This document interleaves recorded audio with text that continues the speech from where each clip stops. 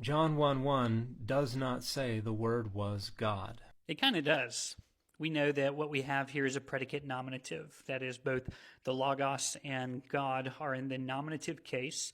And so the one with the article is the subject, and then God, Theos, is the predicate. And according to the source that you've cited, the predicate nominative is approximately the same thing as the subject. And it's joined by an equative verb, which we have here, the ame verb. And the academic consensus, even among evangelical scholars of the New Testament, is that the word theos in the clause, ke theosino logos, at the end of John 1:1, does not mean the Word was God. That's a bit misleading.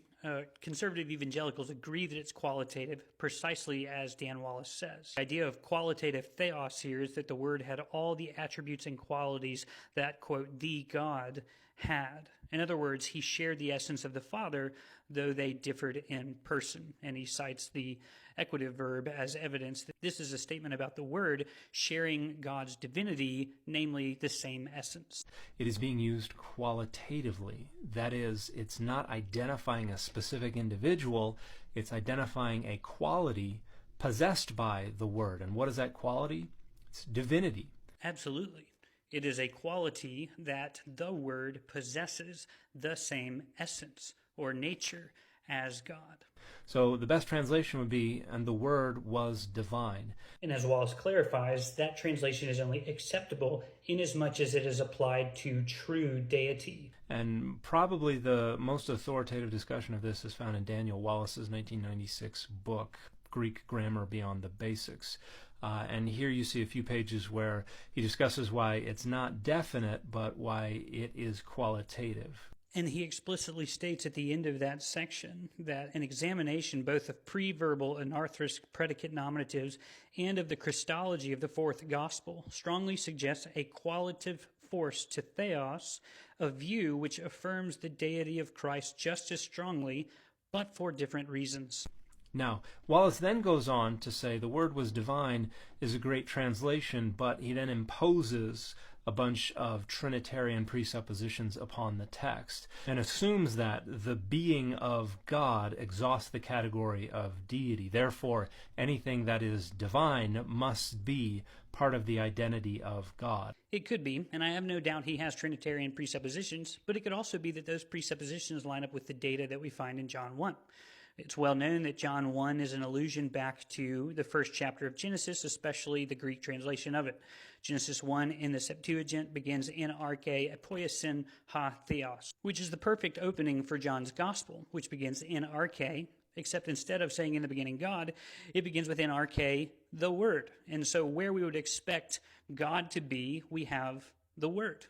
So it seems very likely that in the readers that John is anticipating, he expects them to fill in arche with God doing something. But instead, he replaces that with the Word, and then he makes an equative statement about the Word being divine. And if we keep reading, we get a very clear statement about what the Word does in John 1 verse 3 that hints at what John is saying in 1 verse 1. In John 1 verse 3, we get a very clear statement, Panta diau tu agenita. Now, I saw in your comments where you said the preposition dia plus the genitive equals an instrumental use of the genitive. But Wallace disagrees. Wallace's grammar tells us that dia plus the genitive is actually a use of agency. And of course, the significance of that different classification is that the genitive of agency indicates the personal agent by whom the action in view is accomplished. So what is this telling us? Well, John 1 verse 3 goes on to say that without him, without the Word, nothing came to be.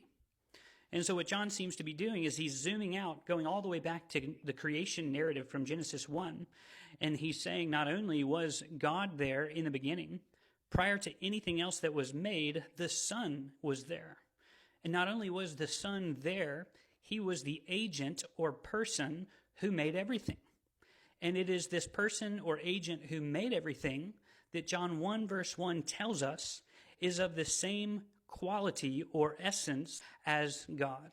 And then he distinguishes the person of God from the being of God. which seems to be John's suggestion by the predicate nominative as well as the genitive of agency, explaining that the Word shares the essence as well as is the creator of all things. Which is a distinction that was not made anywhere near the composition of the Gospel of John. That's your presupposition. If it's here in the text, then it is in the Gospel of John. So this is retrojecting later developed philosophical frameworks into the New Testament when they did not exist. Which is exactly what critical scholarship is. It is a method derived from Enlightenment philosophies, and so any analysis of the Older New Testament using that framework is retrojecting their philosophical assumptions into the reading of those scriptures.